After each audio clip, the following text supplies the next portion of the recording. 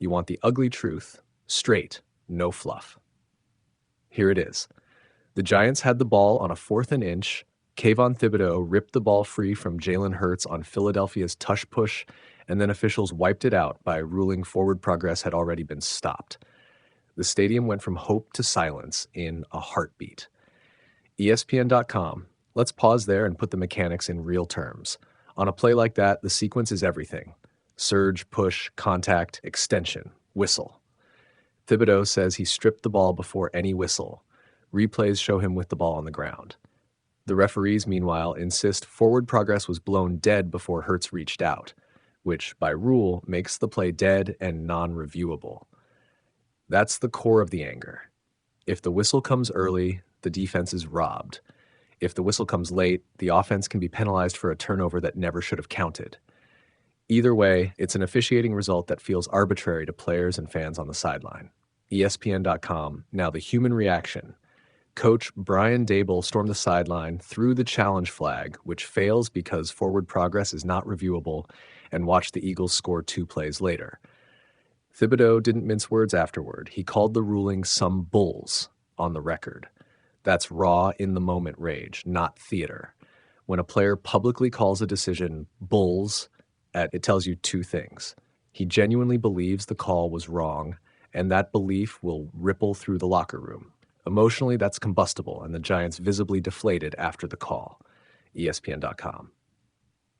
Let's be clear about why this isn't just one sideline tantrum. The tussle over the Tush Push has been a recurring, escalating narrative this season. Critics point to missed false starts, timing inconsistencies, and the physical advantages the play confers when the offense gets multiple bodies surging at once. The league and teams have been talking about it all year. Owners even voted on banning the play in the offseason and came up short, but the scrutiny hasn't stopped. That context matters. When a controversial, repeatedly criticized play directly flips a turnover into a first down in a divisional rivalry, the emotional stakes go through the roof. Yahoo Thethao. So what actually broke down? A few interlocking problems. 1. Real-time officiating versus replay reality. Human refs make split-second calls. Cameras make split-second calls look slow and obvious.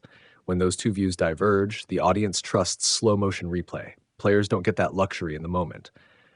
The rulebook says forward progress is final, but it doesn't tell you how long a ref should wait before blowing the whistle. That ambiguity is the smoke that breeds fire. Yahoo Thethao 2, non-reviewability of forward progress. That's the killer rule. Even if multiple angles later suggest a fumble, if the whistle came first, replay can't reverse it. The game just lost an accountability mechanism on arguably the single most consequential play of the quarter. That's why Daboll's challenge was doomed and why fans feel cheated. ESPN.com 3. Momentum and scoreboard impact. 2 plays after the call, Saquon Barkley scores, and the Eagles take the lead. The swing wasn't just a turnover versus a first down. It was a 4 or 5 point momentum swing in a tight rivalry. In football, those moments compound. The Giants' sideline reaction shows how quickly the psychological tide can turn. Yahoo Thethao, let's play out the practical fallout for the Giants. First, this kind of overturned turnover affects coaching decisions. You're less likely to play aggressively on 4th downs when you think officiating might erase real plays. Second, it erodes trust, not just in the refs, but sometimes in internal narratives. Are we a team that overreacts to bad calls, or one that finds ways to respond? Third, it provides opponents a clear advantage. Philadelphia gets a drive extended, momentum shifts, and the scoreboard reflects not just performance, but the officiating margin. What should the NFL do? 3 realistic fixes, none easy, but all worth debating. Clarify the whistle window. The league should give refs a recommended micro window, even 1 second, before signaling forward progress on pileups and shove plays. It's about reducing ambiguity and giving the defense a fair shot at forcing a turnover. This is procedural, not philosophical, and can be taught. Yahoo Thethao, revisit reviewability in specific scenarios. Forward progress is a blunt tool resolved. For plays where a clear turnover appears to happen before the whistle, let the replay booth have discretion to overturn if the footage is conclusive that the ball was out before the whistle. That's a targeted carve-out. It preserves the spirit of the rule while adding accountability when necessary. Rule adjustments on the Tush Push itself. The league already examined banning it. If the play continues to produce game-deciding controversy, missed false starts, alignment infractions, unclear whistles, owners may revive a ban. That's politics, but also a safety and fairness issue. Expect that debate to resurface loudly this offseason. SI Now, the coaching capacity response for New York. Daboll and the staff have two paths. One is to galvanize the team. Treat the call as noise, lean on fundamentals, and use the incident as a rallying cry. The other is to let officiating fractures feed into a broader narrative of dysfunction. Given Daboll's job pressure and the timing in the season, the former is the only viable approach if the franchise wants to salvage momentum. Finally, the human side. Referees do a brutal job under impossible conditions. You want them to get 95% of calls right on the fly. That's fair. But the game can't be shaped so often by outcomes that would look different after a 1-second delay on the whistle. Players and coaches are right to demand consistency. Fans are right to expect transparency. Bottom line, this wasn't a coach's gripe or a player's hissy fit in isolation. It was a microcosm of a larger problem. The tussle over the Tush Push will not die until the NFL either gives officials better tools and clearer guidance, changes what's reviewable in targeted ways, or simply bans the play. Until then, every Eagles-Giants game will have the potential to end not on the scoreboard alone, but on an invisible second between contact and whistle, and no team should have to lose that kind of margin of fate. ESPN.com. You ever watch a single whistle change the whole story of a game? Tonight's one sounded like an argument you couldn't ignore. A forward progress whistle that erased what looked like a textbook fumble on a 4th and 1 and instantly turned momentum into outrage.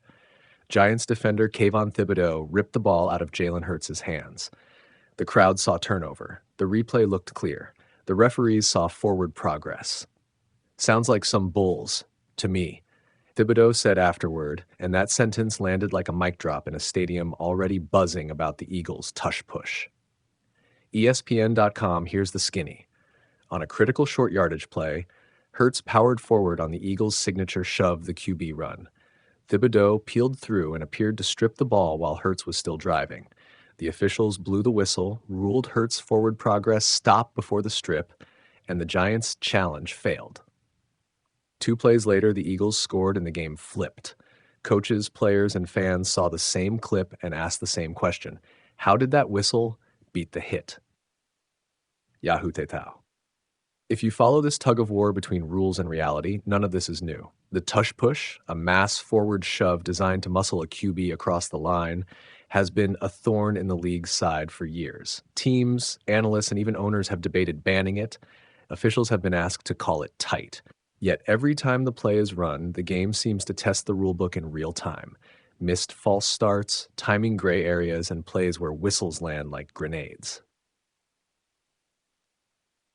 This isn't the first time Philly's short yardage tactic has triggered howls about officiating.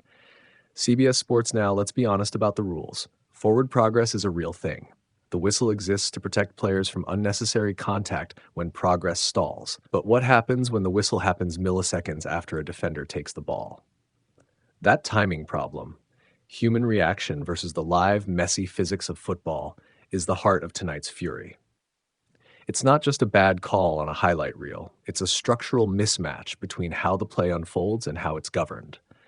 Every minute you stare at that clip, the more you feel the tension between the spirit of the rule, safety, fairness, and its execution, instantaneous, imperfect. ESPN.com. Let's pull back for a second and talk consequences. The whistle cost the Giants a critical turnover opportunity on 4th down. It cost energy, it cost field position, and worse, it cost belief. Brian Daboll challenged the call, lost the challenge, and saw the Eagles convert momentum into points 2 plays later. That scoring drive didn't just change the scoreboard, it shifted the narrative of the night and the locker room temperature for New York. When refs make the call that decisive, the ripples show up in coaches' faces, players' interviews, social feeds, and yes, future headlines. Yahoo Tetao. And about that owner's vote you've heard whispers of? This controversy isn't happening in a vacuum. The league nearly banned the Tush Push at the spring owners' meeting. The proposal fell just short of the supermajority it needed. That narrow miss didn't settle anything. It amplified debate. Some owners still push for another vote, others want more data or to let the game self-correct. The point is simple. Tonight's whistle doesn't just rile fans, it keeps this whole ban or don't ban debate alive. AP News. So what's the real issue here? Referees, rules, or the play itself? It's all three. Officials are asked to make split-second calls on plays that were designed to confuse split-second judgments. The rulebook's language can't perfectly map to live chaos, and the tush push by design exploits the blur between a QB's momentum and a defender's strip. Until the league either changes the play's legality or refines how it's officiated, we'll keep seeing these moments. High stakes, instant recrimination, and the public wondering whether the game is being decided on the field or by an invisible stopwatch in the ref's head. CBS Sports. Let me be blunt. Anger is expected. Players get robbed of turnovers, coaches lose challenges that feel obvious on replay, fans see an outcome that clacks differently in practice than on the scoreboard. But blaming the whistle alone misses the bigger lesson. The rules are showing their seams. Either you make the rule simpler and clearer, ban the play, change how forward progress is defined, or allow more replay review flexibility, or you accept that plays like tonight will keep producing ambiguous, heated moments. The league has the data and the authority to fix this. Will it choose to act? That's the next drama. AP News. Here's the twist nobody wants. Even if the NFL bans the tush push tomorrow, tonight's call still stings. Sports don't live in policy memos. They live in the memory of a whistle, the feel of a locker room 2 minutes after reversal, the voice of a linebacker telling you exactly what he thinks. Rules can change, but this kind of visceral controversy, the kind that turns fans into activists and owners into lawmakers, is what forces change. Expect more meetings, more owner votes, and more clips like this that make people pick sides. Newsweek, if you want to know what to watch next week, watch how refs manage short yardage plays, how coaches adjust 4th and 1 calls, and whether the NFL publicly clarifies forward progress reviewability. Also watch the players. Their next reaction will tell you whether tonight is a blip or a turning point. Because if a single whistle can rewrite the ending of a game, that whistle deserves the last word. And maybe, after enough of them, a rule book that keeps up. Closing line. In a sport measured in inches, tonight a half-beat whistle moved the league in miles, and everyone now wants to know which direction it's headed.